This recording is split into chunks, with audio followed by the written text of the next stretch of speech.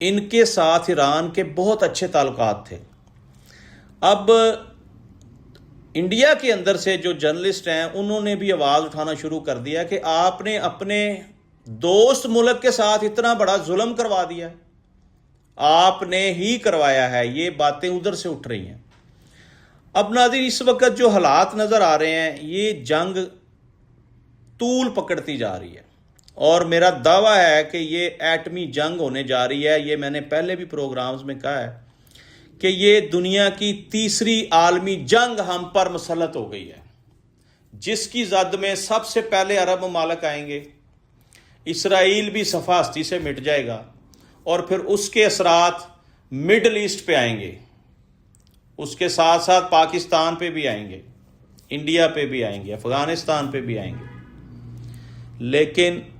اس جنگ کا جنون جس کو چڑھا ہے، نتن یاہو، جو اس پوری فساد کی جڑ ہے، جو شیطانی شکل والا خونی بھیڑیا ہے، وہ سمجھ نہیں آ رہی کہ وہ مر گیا ہے مردود یا ملک سے بھاگ گیا ہے، کیونکہ وہ کسی بھی جگہ پر منظر عام پر نہیں آ رہا۔ نہ ہی اسرائیل اس کے مرنے کی کھل کر تردید کر رہا ہے،